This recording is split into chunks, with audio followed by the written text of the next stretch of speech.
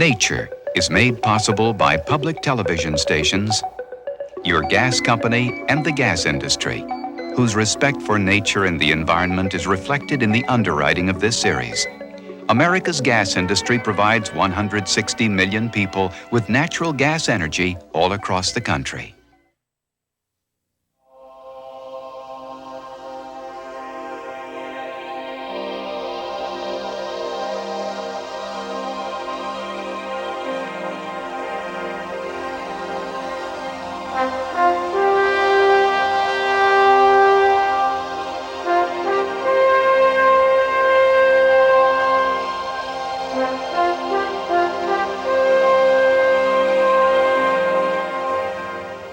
Hi, I'm George Page for Nature, and as much as I hate to think about it, my cat Clyde may very well think I'm her mother.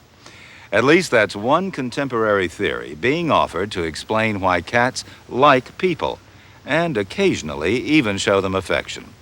The theory goes something like this. Wild cats are solitary animals once they leave their mother and siblings, with the single exception of the lion. But kittens, even wild kittens, are capable of sociability. So, according to the theory, we humans extend a growing kitten's period of social tolerance into adulthood by providing food, shelter, physical closeness, and affection. All this sustains the closest relationship the solitary cat is capable of, that between kitten and mother. And we, therefore, become surrogate mothers. Well, the cat's always been a mysterious and fascinating figure. And this time on Nature, we'll try to unravel at least some of those mysteries.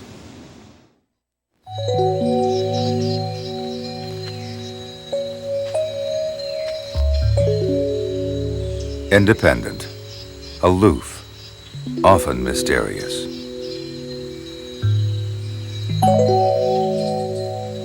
It has lived with people for some 4,000 years. It's one of the most familiar, yet least understood animals on the planet. Their beauty so captivates us that it's easy to forget that they're one of nature's most perfectly designed predators. The domestic cat.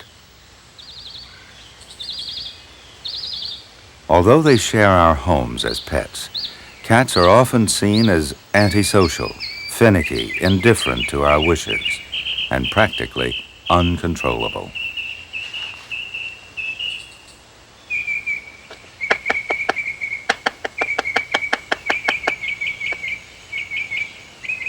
With this reputation, it's surprising that the cat is vying with the dog to become America's #1 pet.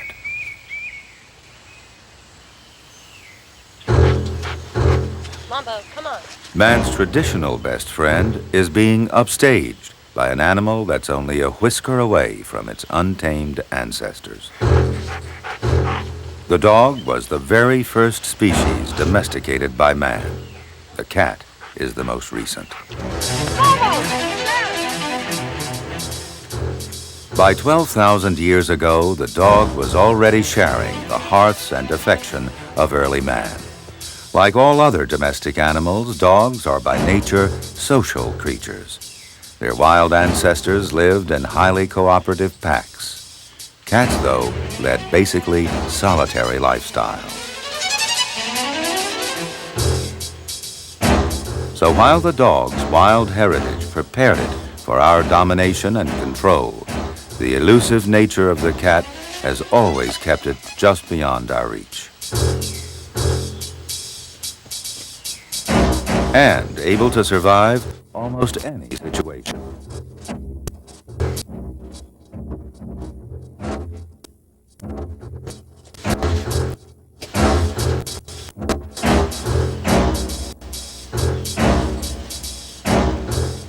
It is adapted to all manner of lifestyles in every part of the globe.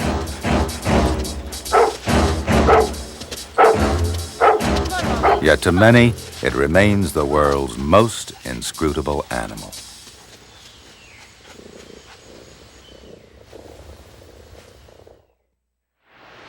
Although it's a member of the cat spectacular family, the king of beasts is not really an overgrown tabby.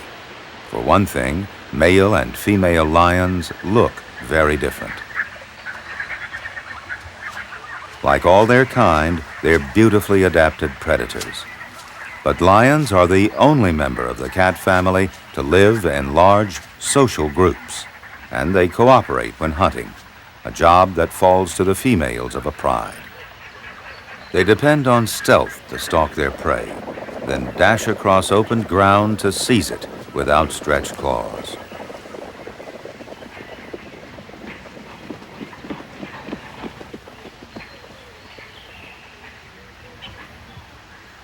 The kill is quick and clean.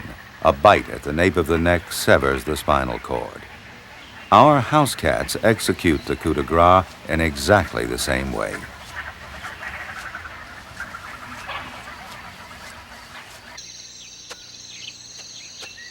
The cheetah is the most dog-like of all the cats.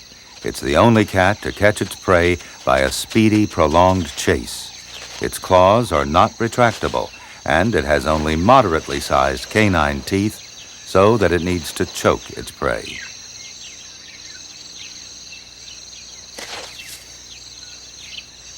The leopard is a superb tree climber and tremendously powerful for its size.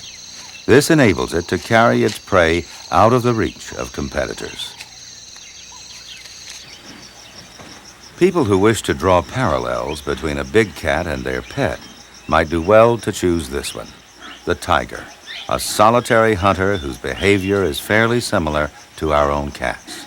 And like all cats, they're specialists at blending in with their habitats, yet they are worlds apart.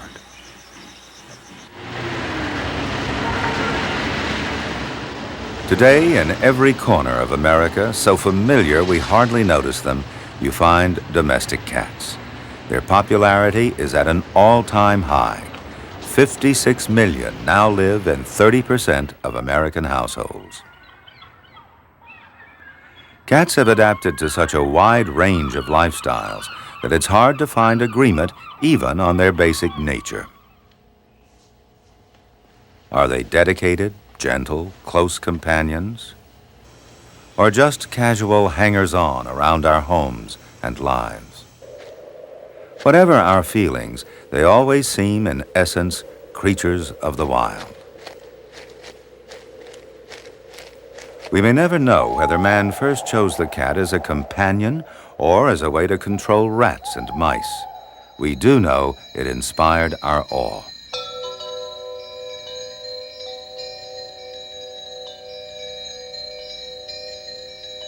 (2500 BC), ancient Egyptians worship at the feet of Bastet, a female cat seen as the fierce protector of health and goddess of fertility.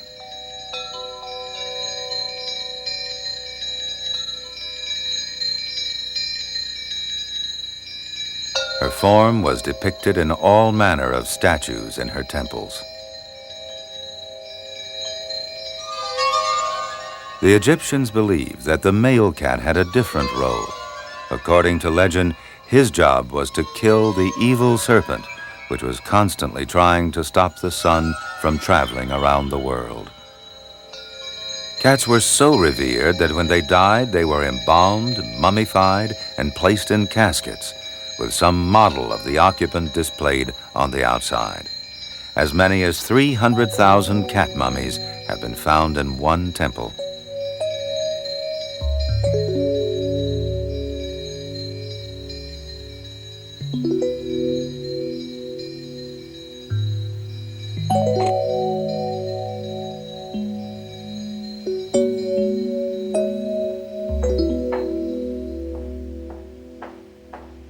Behind the scenes in museums and universities, studies are going on to discover more about the significance of these mysterious Egyptian temple cats.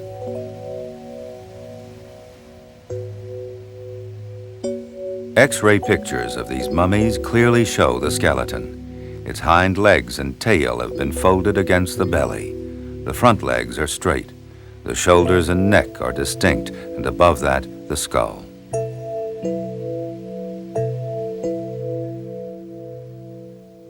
The neck of this one is broken. The skeletons also reveal that many of these cats were less than a year old. Perhaps the priests sacrificed these emblems of their god in large numbers and sold them to the public as offerings. The Romans were probably the first to introduce cats from Egypt into Europe. During the Middle Ages, cats suffered a terrible turn of fortune. Once gods, they were now seen as demons, the embodiment of the devil. Familiars to witches, fiendish servants to do their bidding. The Church's persecution of witches and the animals associated with them lasted for more than 400 years. During much of this time, rats and mice actually symbolized good and are shown here hanging the demon cat.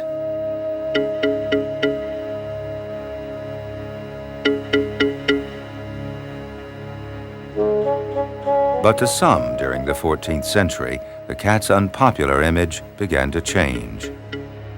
When the Black Death sentenced a third of Europe to die,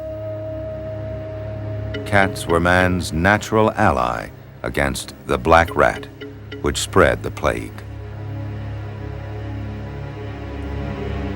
But witch hunts persisted through the 17th century. It wasn't until the brown rat swept through Europe, feeding on man's food supply, that the cat once again became a welcomed household pet.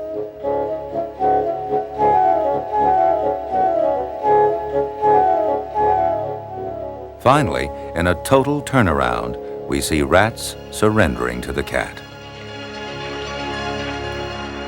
As soon as man mastered the seas, cats became part of ships' companies, and sea routes, normally a barrier to the migration of land animals, became a highway system for cats. Here in the Galapagos Islands, 600 miles from the nearest mainland, Darwin discovered a unique fauna that had no fear of man. Bizarre creatures evolved in complete isolation.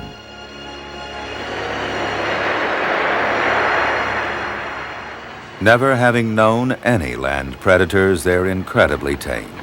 Their total lack of fear has left them entirely defenseless against predation.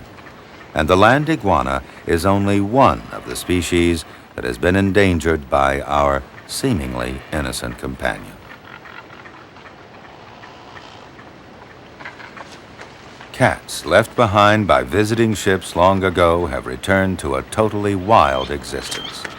They're lean and wary and have gone back to holding territories, feeding on whatever they can catch. Scientists have found that surprisingly over half their diet is grasshoppers.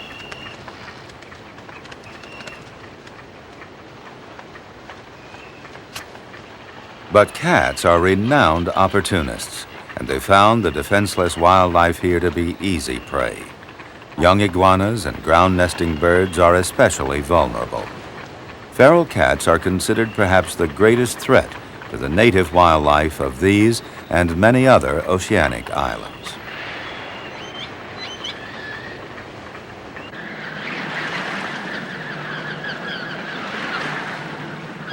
To this day, domestic cats easily adapt to a life at sea. They've made themselves at home wherever man has migrated. The first cats to reach America were rat catchers on commercial vessels that brought them from Europe around 1620. They thrived in the cities of the Northeast and gradually spread from there throughout the country. Feral cats also occur in the American countryside. They feed on small mammals and birds. Wildlife here evolved along with land predators, and they're not entirely defenseless. Sadly, though, the growing number of feral cats has begun to take its toll on birds and small forest animals.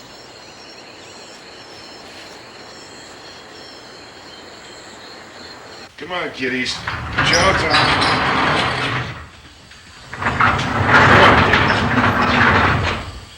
Kitty, kitty. Other rural cats have the best of both worlds. They continue to live around humans and depend on us in part for their food, but they do go off hunting on their own. All outdoor cats have home ranges, from a half to 40 acres in size. Males have larger ranges than females, and they often overlap. Both males and females mark their home areas. It's one way of telling others of their presence. Cats that follow may stop to sniff the mark, but they don't respond with a mark of their own. Cats live in a whole landscape of odors of which we are totally unaware. Different cats may hold dominance over a particular area at different times of the day. Scent marking reinforces their awareness of who has the right-of-way now, but it doesn't act as a repellent, and confrontations are bound to occur.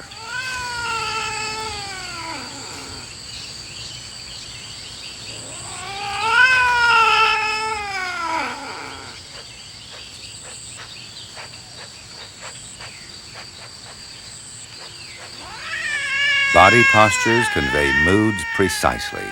Ears flattened back in a defensive threat. Its scent helps identify the combatant. The fur begins to bristle to increase the threat.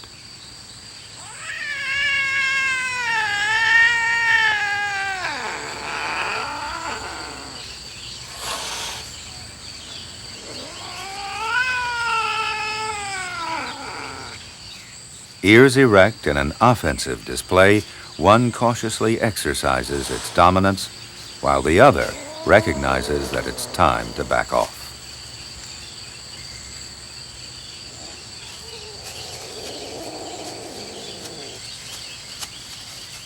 Yet even solitary animals have to come together for mating.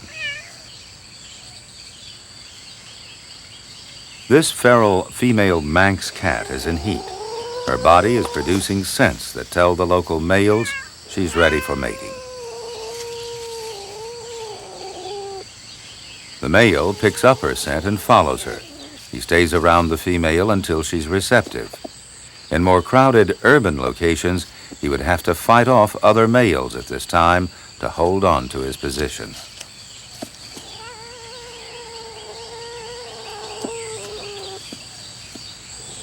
The female begins to adopt a special crouching posture, back curved and rump held high. The male continues the pursuit until he judges that she's ready.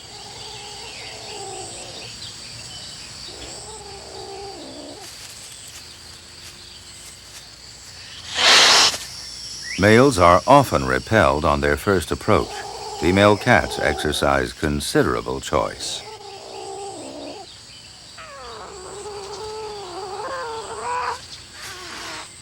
Finally, with her back held high, she signals to the male that she's ready.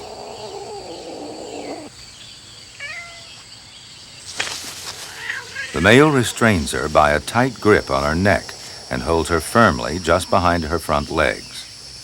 They will keep this position for about 2 minutes, but the actual mating only occurs in the final few seconds.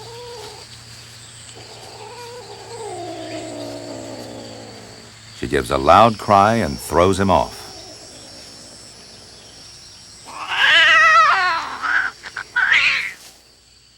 This curious behavior is explained by the tiny spines on the male's penis. Although it's evidently somewhat painful, it's necessary to stimulate ovulation in the female. Then she indulges in a bout of rolling, rubbing, and licking.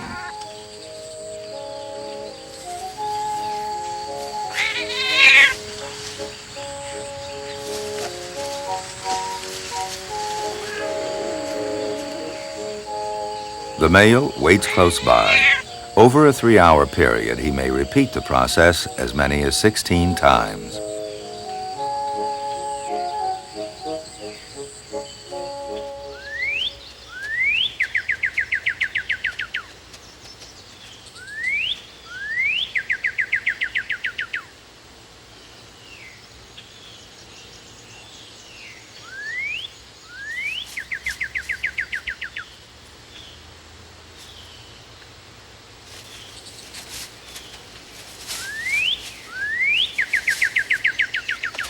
Once away from human influences, domestic cats reveal a repertoire of behavior patterns that closely resemble those of their more awesome cousins.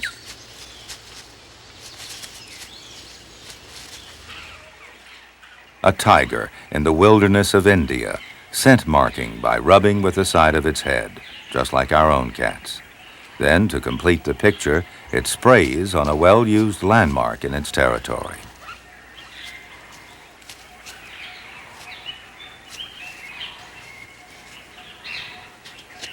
The rubbing records its own identity and condition for all that follow it. The spray message seems to serve as a more general advertisement. As it rubs, it senses which others have rubbed there recently.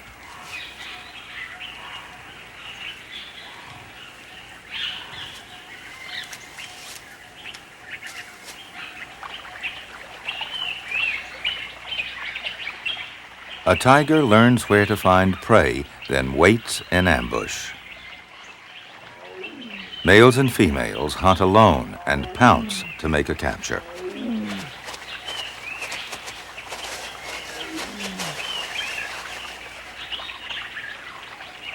A male looks on while a female, which also operates in this territory, cuts the carcass into pieces with her shearing side teeth before swallowing it in chunks, just like our pets are equipped to do.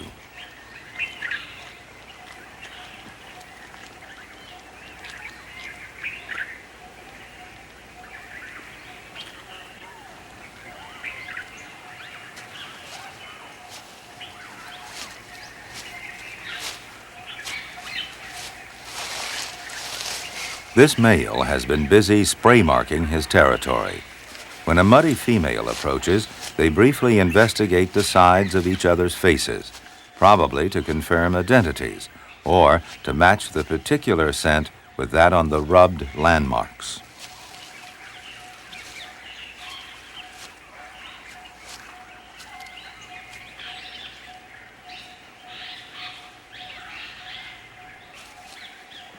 The encounter apparently over, she continues on her way.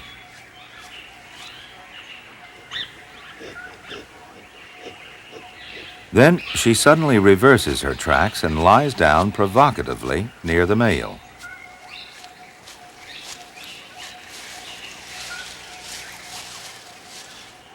Mating involves the identical neck biting by the male and the subsequent batting off by the female.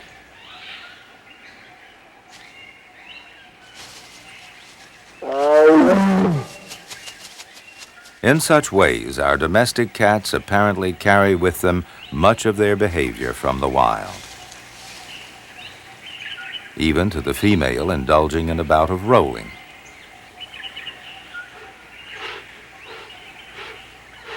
And the male staying close by, waiting for another chance to mate.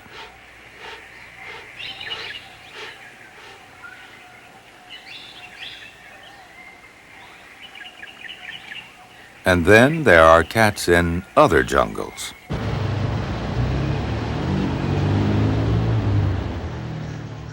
These animals also depend on using the same basic instincts to survive. But here, their habitat is a far cry from the wilderness. There are an estimated 15 to 25 million strays in America. This represents about a quarter of the total cat population. These unwanted street cats are often unhealthy and lead short, miserable lives. Every year, more than 3 million cats have to be killed by animal welfare organizations. At the other extreme, we spend almost $2 billion on cat food each year, and many more millions on vet care and special products and services.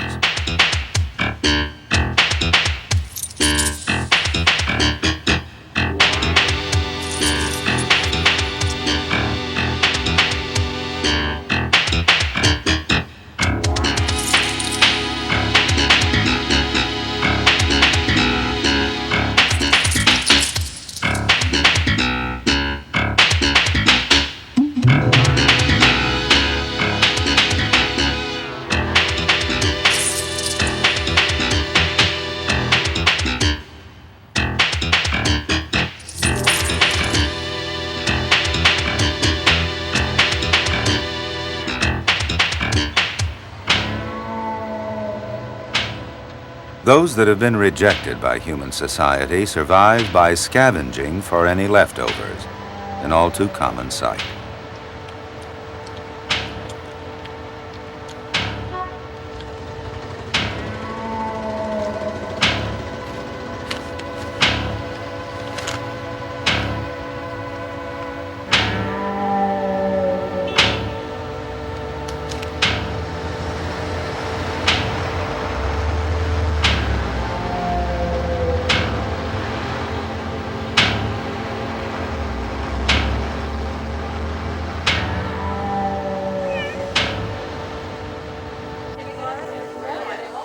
In the other world of cats, owners come together with pride to display their pets. A top purebred cat may cost as much as $3,000.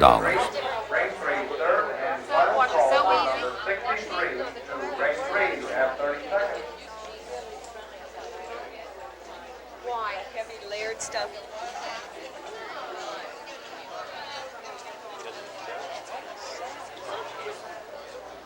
There's close attention to detail.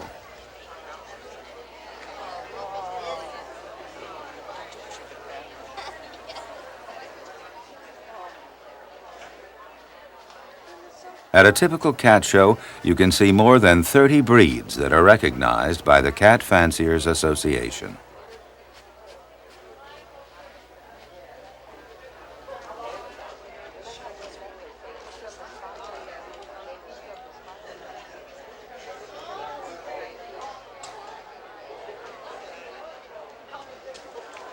When compared to all the extremely different-looking breeds of dogs, different breeds of cats have stayed much closer in appearance. It may be something about their genetics that has made cats resistant to breeding into widely different body forms. More likely, since they have little potential as working animals, cats have not been subjected to the same intensive selective breeding.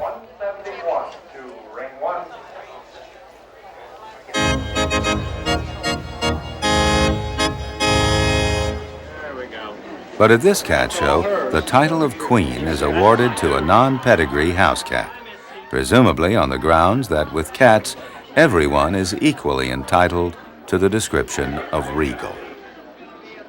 If this seems a bit excessive, it may be little more than our pets are used to receiving in their daily lives.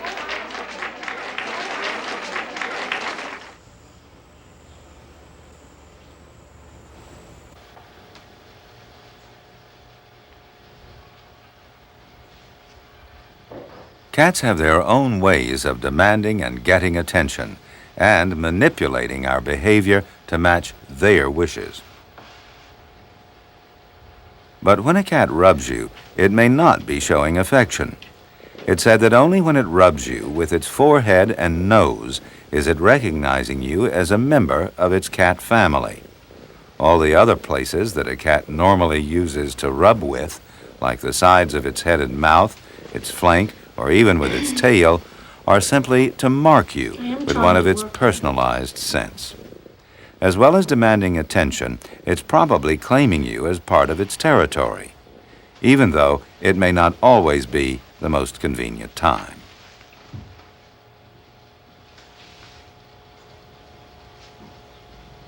You're acting crazy.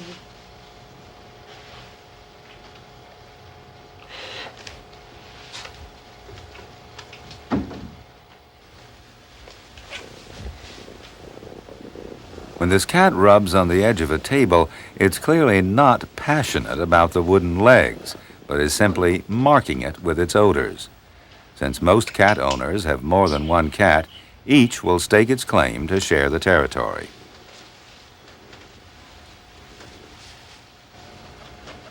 The other cat in the household will commonly go over and sniff the rubbed area before adding its own personalized scent to the same spot.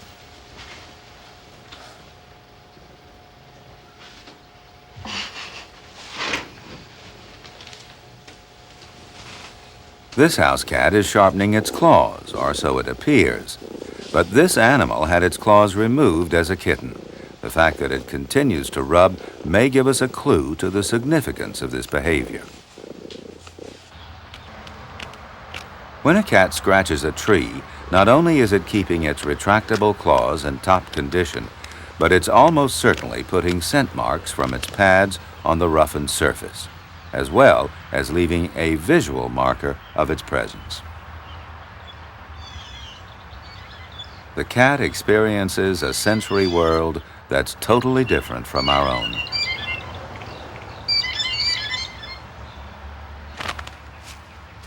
It's easy to misjudge precisely what messages cats are picking up from their environment.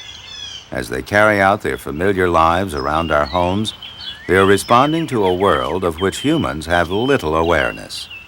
Their seemingly psychic abilities, such as being able to sense the vibrations of coming earthquakes, may be achieved simply by using sensory information we cannot experience.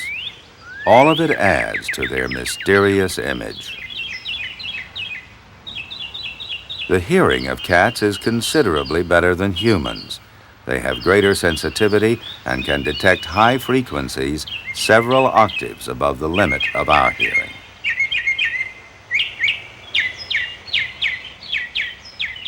The cat's outer ear is very flexible and can scan and localize sounds with great precision.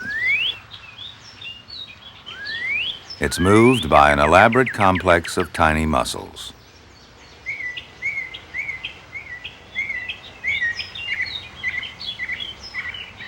A cat's keen sense of smell provides a wealth of information that is intensified by the special organ in the roof of the mouth. A cat's pupil can occupy the whole of the eye or can contract into a vertical slit, allowing it to see in almost any light condition. They've sacrificed color vision for extra sensitivity in low light. They can detect blues and yellows, but can't really distinguish red. With this array of senses, cats are well equipped for survival, but pampered pets cannot automatically become accomplished hunters. Only experience, from early kittenhood, can prepare them for life on their own.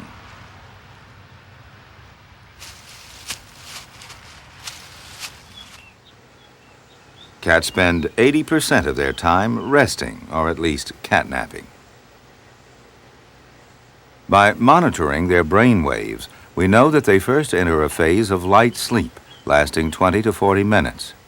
During this time, they will readily open their eyes at the slightest disturbance.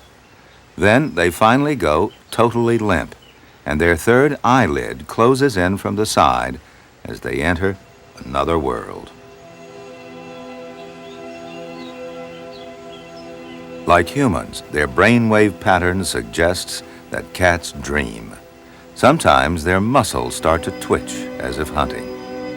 Perhaps they're dreaming of a situation like this.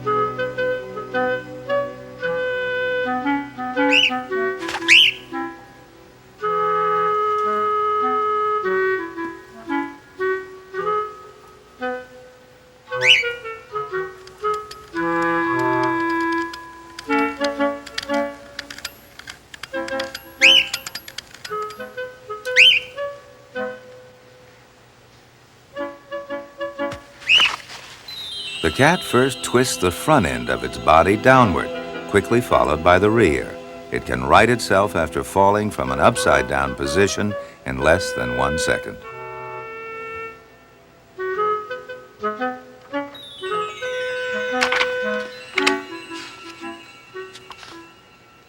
Cats drink in a very special way.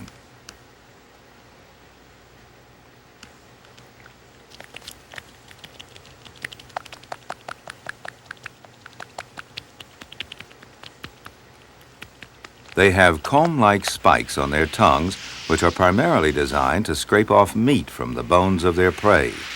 But there are pockets behind these spikes, which act like a sponge to soak up the milk. Then the tongue is sucked dry in the mouth. When a cat cleans itself, it uses that same rough surface to comb and lubricate its fur.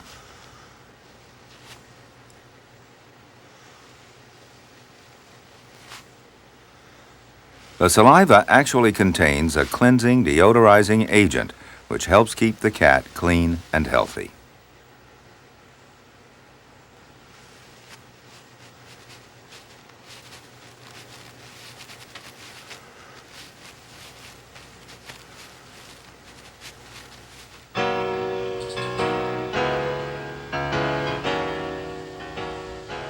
This motel in Florida plays host to many guests.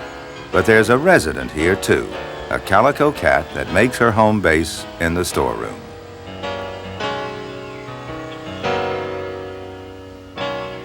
She made it about 64 days ago and has produced a litter of 5 kittens in a cardboard box. These youngsters are less than a day old.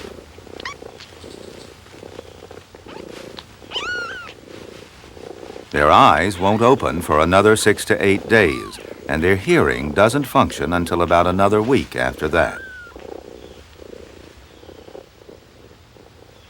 Because they feed exclusively on their mother's milk for the first 5 weeks, and also because they must stay close to her for warmth, these young kittens are equipped with several powerful instincts to help them survive.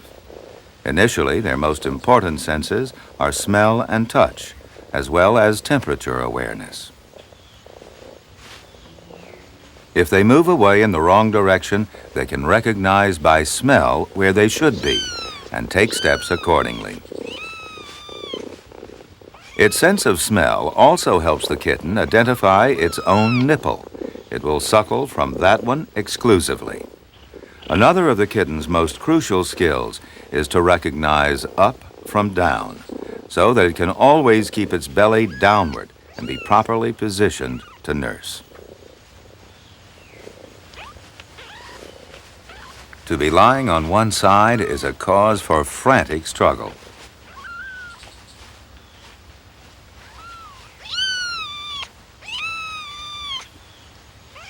In these early days, the muscles of the kitten's rear quarters are not yet under control, so their mother licks them, not just to keep them clean, but also to stimulate their bladder and bowels.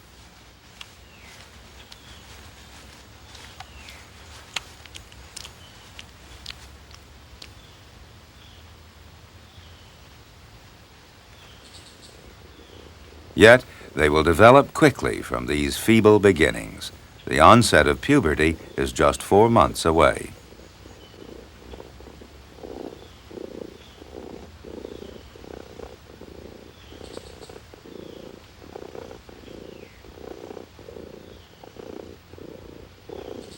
By 5 weeks of age, the kittens have become fully coordinated. Now their mother begins to leave them for short periods while they explore more and more of their immediate environment. They're full of curiosity and learn by watching and imitating their mother, and by playing with each other.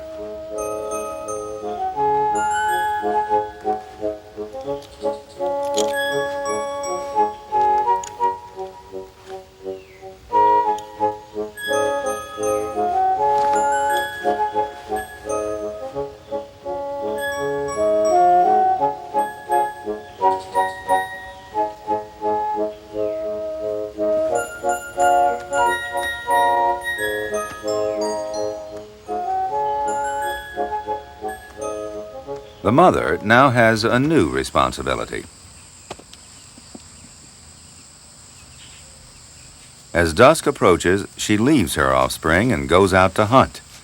Initially, she kills the prey she catches and takes it back to eat in front of her youngsters. This enables the kittens to recognize it as a food source, and soon they learn to eat with her. As her offspring get older, she changes to catching mice but not killing them, so that she can take them back alive to her kittens.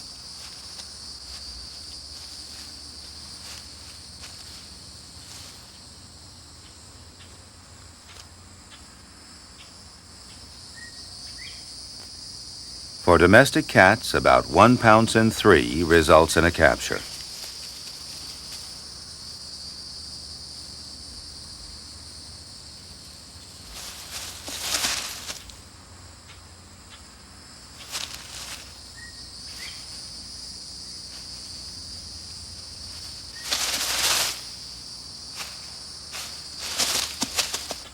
She sets off back to the storeroom to deliver the hapless animal to her brood. She knows that her kittens are ready to begin learning the skills they will need to survive.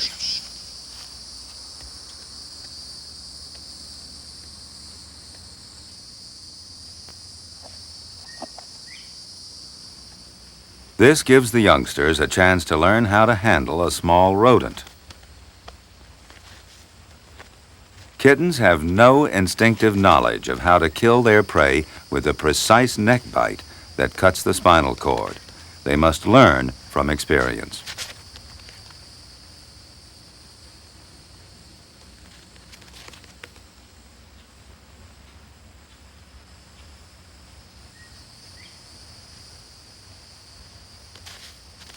The mother looks on but does not interfere.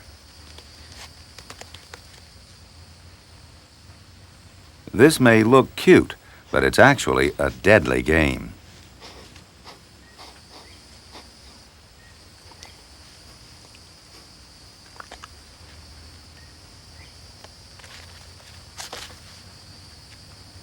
This time, the mouse gets away, but soon these kittens will need to perfect their killing skills to survive.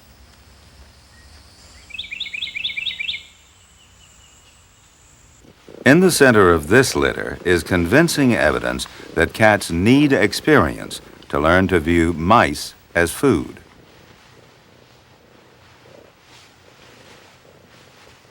This white mouse is a family pet that the mother cat came to know and accept when she herself was a kitten. Now it's treated almost as a member of her own litter. Her own instincts are not triggered by the mouse, and it's allowed to be around without provoking more than sleepy curiosity. If a cat has not been exposed to opportunities to learn hunting as a kitten, it will be an ineffective predator as an adult. In order to survive in the wild, even big cats, such as lions and tigers, must be taught by their parents to recognize that prey is food. It's highly unlikely that these kittens will grow up to be efficient mousers.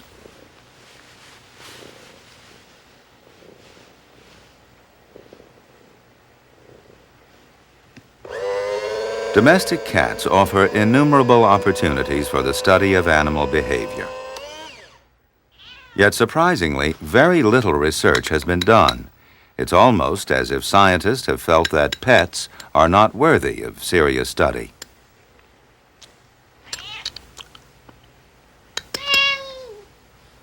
Even obvious questions, such as the meaning of their different calls, have just begun to be investigated. Zoologist Patricia McKinley is in the first stage of work on a cat dictionary. She analyzes their calls with a machine that separates the different frequencies and displays them on a chart.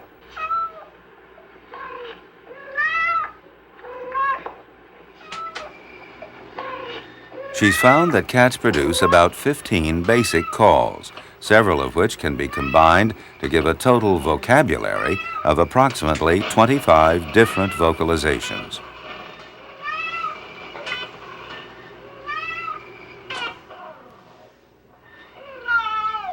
The meow is a composite call made of 2 different components. The first part, the me sound, is often used alone, and it serves as a friendly greeting call. The ow sound on its own is normally a defensive call, meaning keep your distance. So when a cat meows at you, it's really saying, I'm willing to be friendly, but beware, I've got rights here too. Cats almost always meow at people and very rarely at other cats.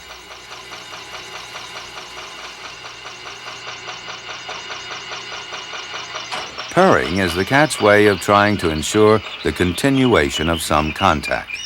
They do it as they suckle their kittens and also when humans stroke them.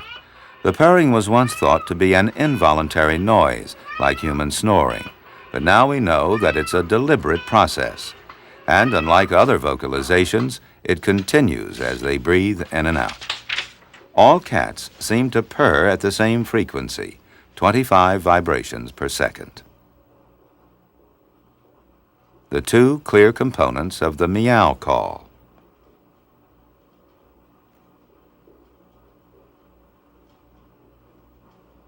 The purr call is nonstop, only the tone changes.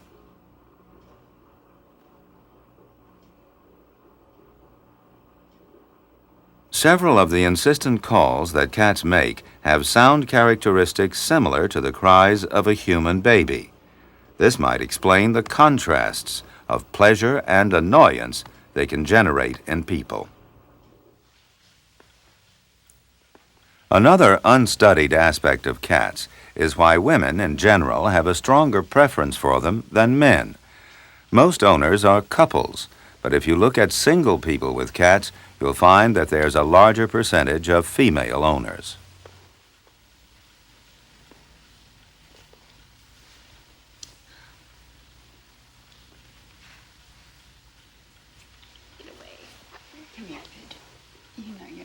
Psychologists offer several possible explanations. One is that women typically have less of a need to dominate their pet than men. Anyone who wants a cat to do something on command is likely to be very frustrated.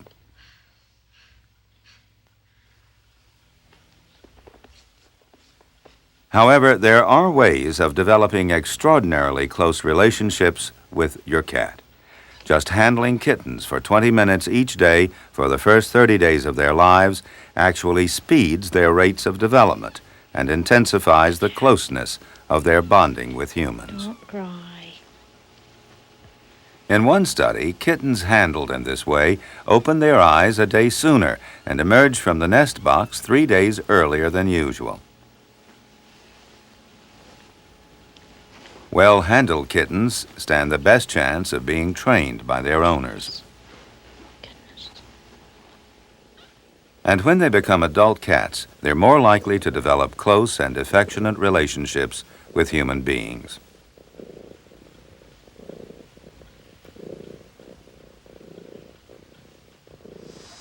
This mother cat has been handled extensively since birth. Her kittens have been experiencing the same affectionate, daily handling and have developed a close and trusting relationship with their handler, which in this case just happens to be a baboon.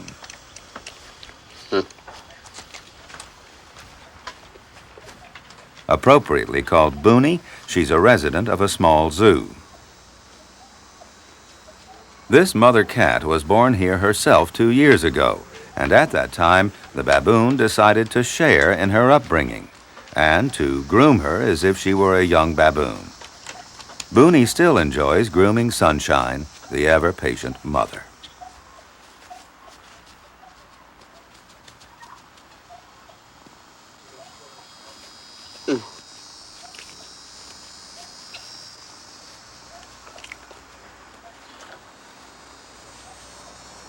Boonie also shows a strong attraction to the kittens.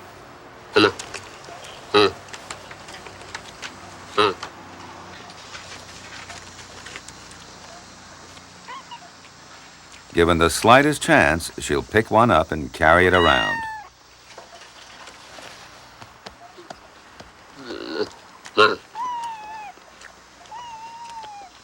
With the daily handling they're getting from birth, it's highly likely these kittens will develop their own attachment to baboons, which will remain with them throughout their lives. Perhaps in a year or two, this one might return to repeat the process.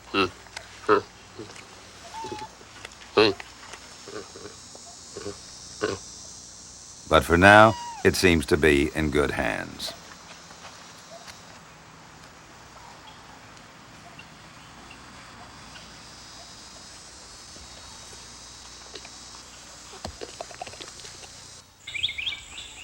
Contrary to popular belief, cats are trainable. This is how a professional goes about it, starting with 4-week-old kittens. Now watch it. Take a piece of food here. And I'm holding a leg.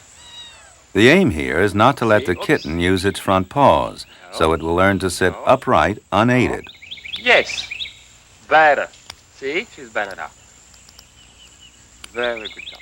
As in all animal training, the most important thing is the bond of kindness and consistency on the part of the trainer.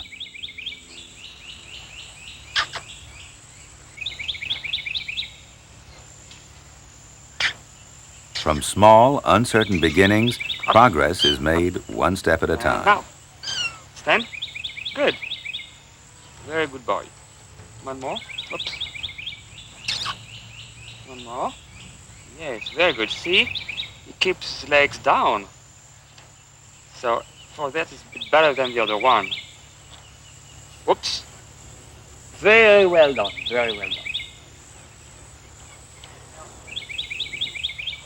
Hey, one more. Yes.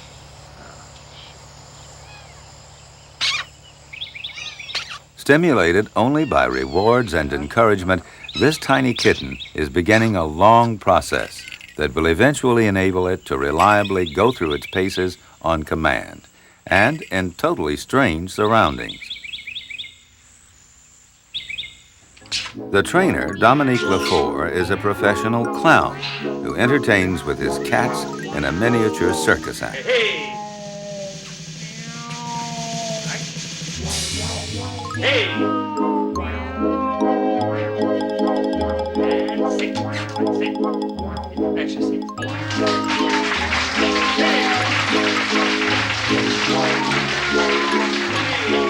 And now.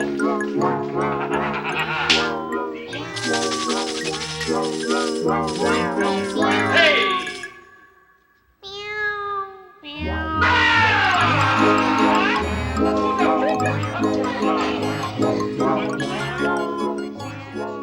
And although we can see that cats are trainable, many cat owners would admit they are the ones who have been trained by the subtle influences of their pets.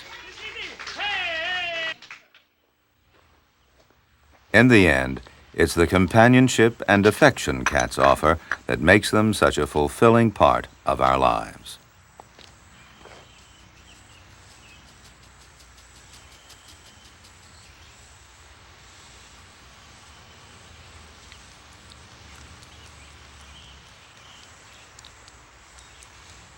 Many people also admire their independence, and cats give us something no other pet can match. They provide their owners with a deep-rooted spiritual pleasure that comes from living with an animal that retains so many obvious links with the untamed world of nature.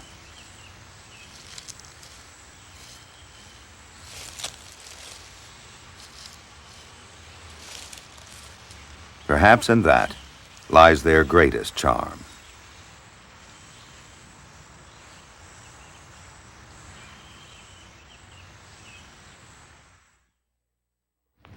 These kittens are orphans from a local adoption agency, aptly called Forgotten Felines. Nationwide, fewer than 1 out of 3 cats in shelters ever find a home with people who will take care of them. The rest will be either put to sleep, become experimental animals in some laboratory, live out deprived lives in a shelter, or escape, go wild, and become both nuisances and health hazards. Anyone who thinks domesticated cats and dogs can take care of themselves in modern America is dead wrong, believe me. A couple of suggestions. 1, if you want a cat for a pet, please adopt an orphan like these fellows, unless you plan to breed and show cats. And 2, please have any orphan kitten you take into your home neutered.